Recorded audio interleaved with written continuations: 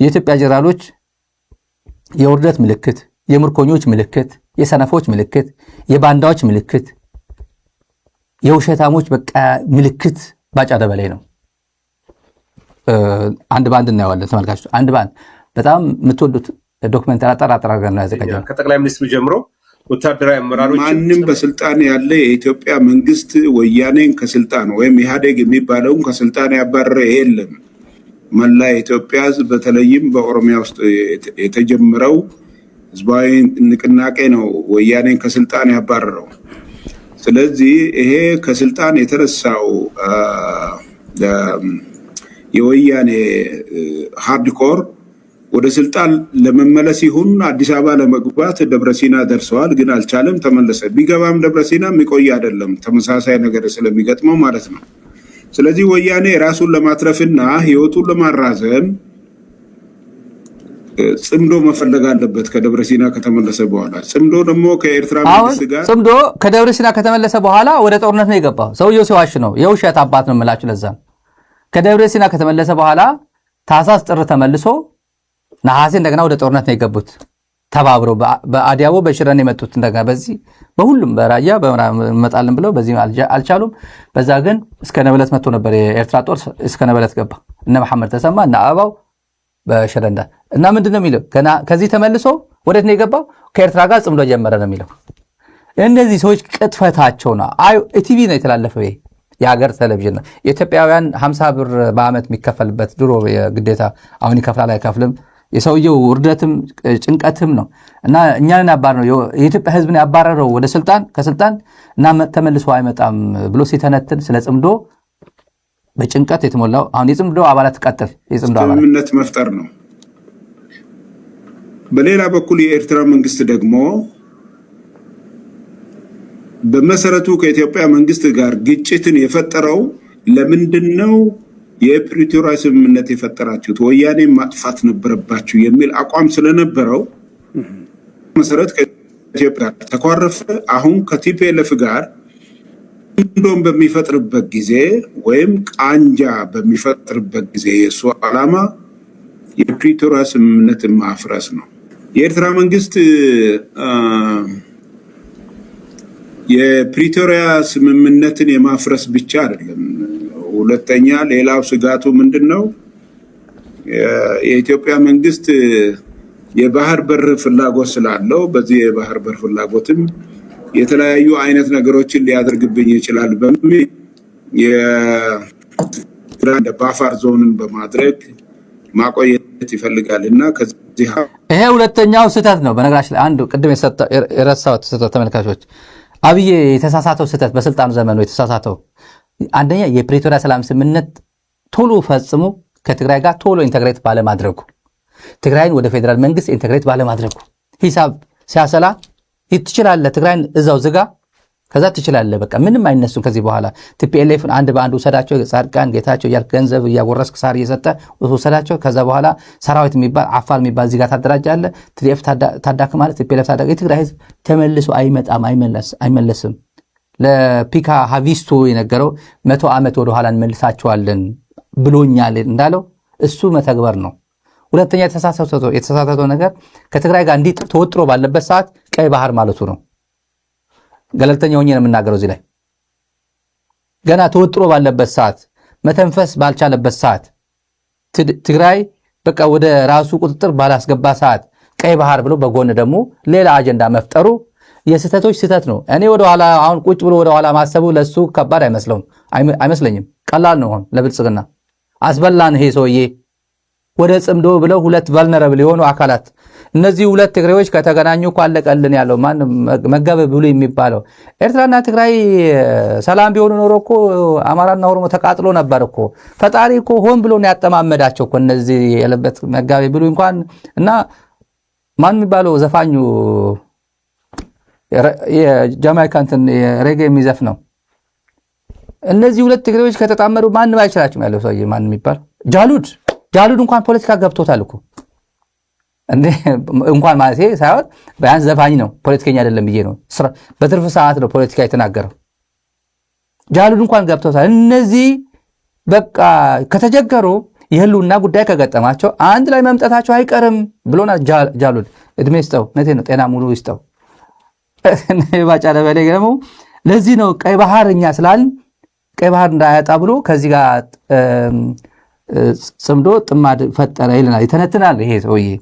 እና ጥሩ አደረጉ ጥሩ አላደረጉም፣ ብልጽግና ብቻ ነው ኦህዴድ ብቻ ነው ፖለቲካ የገባው ገና ነው። ጉድሽ ምኑን አየሽው? ገና እኮ ወደ ይሄንን ጽምዶ መፍጠር አስፈላጊ ሆነ። እዚህ ጽምዶ ውስጥ ሁለቱ ብቻ ነው ያሉት፣ ሁለቱ መስራቾች ናቸው እንጂ መናጆ አሉ። ብዙ ፋይዳ የሌላቸው አክት የማይፈጥሩ የገቡ የአገር ውስጥ ባንዳዎች አሉ። አንዱ የዚህ አማራ ክልል ያለ ጽንፈኛ ነው፣ ሁለት ደግሞ ኦነግ ሸኔ ነው። ሌላ መንገድ ደግሞ በዚህ በጽምዶ የተካተቱት የሱዳን መንግስትም ጽምዶ ውስጥ ገብተዋል። ያው በአደባባይ የተገለጸ ነገር ስለሆነ ማለት ነው። የሱዳን መንግስት ከኢትዮጵያ ጋር ናሽናል ኢንትረስቱን አላጣም። ኢትዮጵያ ለሱዳን እጅግ በጣም ታማኝ መንግስት እንጂ የሱዳን መንግስትን የሚከዳ አይደለም። ነገር ግን የሱዳን መንግስት ክህደት ፈጽመዋል። እሱ በፈጸመው ክህደት እንደገና የኢትዮጵያ መንግስትን ለመውጋት ጽምዶ ገባ። እንግዲህ በነገራችን ያው ጽምዶ ገብቷል፣ ሱዳን ጽምዶ ገብቷል ነው የሚለው። መግባቱ አላቅም። ጽምዶ የህዝብ ለህዝብ ግንኙነቱ አሁን እሱ ወታደራዊ ነው የሚለው። እሱ ወታደራዊ ጽምዶ ላይ ወታደራዊ አይገባም፣ ጉዳይ የለውም። ጽምዶ የሀገር ቤት ነው፣ የሀገር ውስጥ ነው፣ የሚመለከታቸው አካላት ናቸው።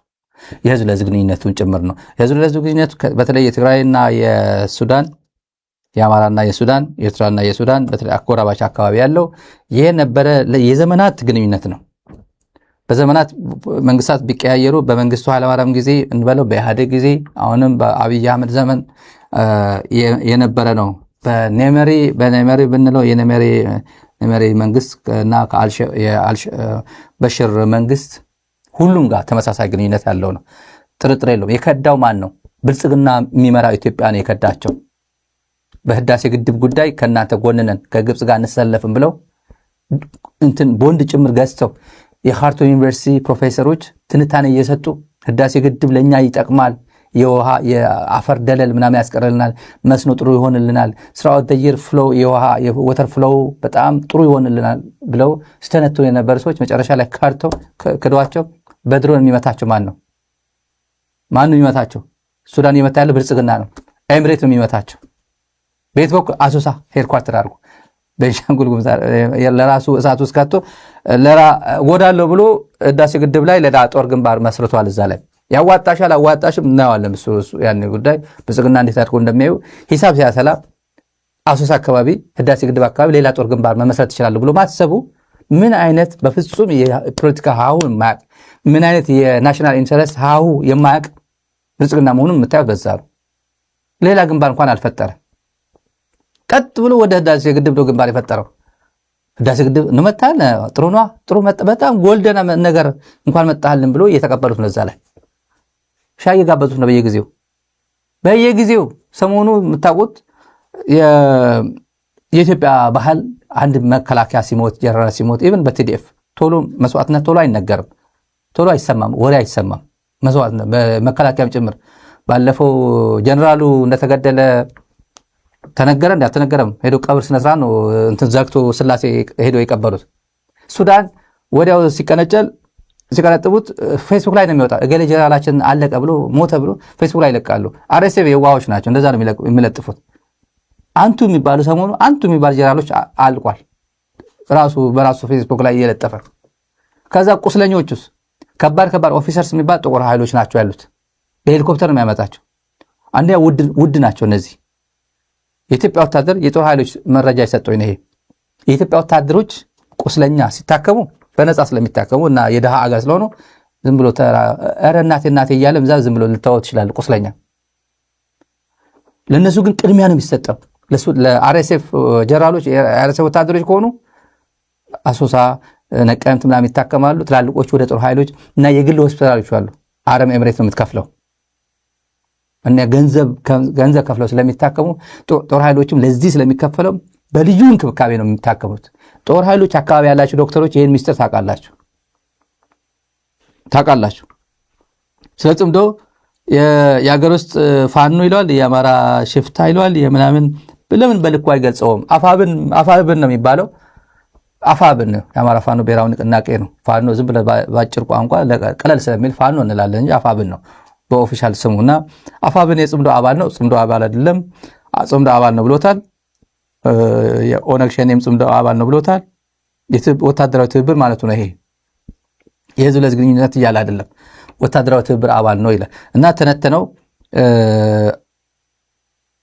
አስረስ ማረ ከአንከር ጋር መሳይ ጋር ያደረገው ቆይታ ነበር። ማሰማችሁ 2 ደቂቃ ወሳኝ የሚባል አፋብን ወይ ፋኖ ወታደራዊ ትብብር ውስጥ ገብቷል ወይ ተባለ። አዎ ይገባል። ኃላፊነትም አለበት፣ ሀገራዊ ኃላፊነት አለበት። እንደ ኢትዮጵያ አንድ ስቴክ ሆልደር ኃላፊነት አለበት። ብልጽግና መንግስት ከሚያስተዳድረው ኢትዮጵያ ይልቅ ፋኖ ቲፒኤልኤፍ ወይም ቲዲኤፍ እና ኦላ የሚያስተዳድረው ኢትዮጵያ ይበልጣል። ጂኦግራፊ ማን ነው የሚያስተዳድረው? ኦላ ስንት ነው የሚያስተዳድረው? ትግራይ እንዳለ ትግራይ እንኳን እንደምታውቁት ነው። አማራ ፋኖ ስንት ነው የሚያስተዳድረው? አማራ ክልል 90% በሉት ዋና ከተማ ላይ ነው ያለው ብልጽግና። ስለዚህ ትልቅ ኃላፊነት አለበት። ብልጽግና ሲወርቅ መንግስት ጋፕ እንዳይፈጠር ይሄ ስንናገር ደንገጥ የሚል አለ። ብልጽግና የምናውቀው እያወቃችሁ ውስጣችሁ ታውቁታላችሁ። ማተር ኦፍ መንዝ እያልን እኮ ነው። ማተር ኦፍ መንዝ ፕሮፌሰር መሐመድ ሐሰን 2 ወር 3 ወር ጠብቅ አለው እንትና ነሳይ የገባው ነገር ስለሆነ ማለት ነው። ቶሎ ገብቶታል። ፕሮፌሰር መሐመድም ቶሎ ገብቶታል። ጠንቀቅ ያሉ ነገሮችን የሆነ ፕሮፓጋንዳ እየሰሩበት ነው። ይሄ ያለ ምክንያት አልተነሳም። በፋኖና በሌሎች የተለያዩ ኃይሎች መሃል ጥምረት ተፈጥሯል በሚል ነው። ተያይዘው ሊመጡ ነው። አሁን አብይ አህመድ በሰፊው ውስጣዊ ንቅናቄ ወይም ደግሞ ቅስቀሳ እያደረገ ያለው ተያይዘው እየመጡ ነው፣ ሁላችሁም ተዘጋጅታችሁ ጠብቁ የሚል ነው። ለማንኛውም ፋኖ ትብብር ውስጥ አለ። ትብብር ውስጥ ካለ በምን ደረጃ ላይ ይገኛል?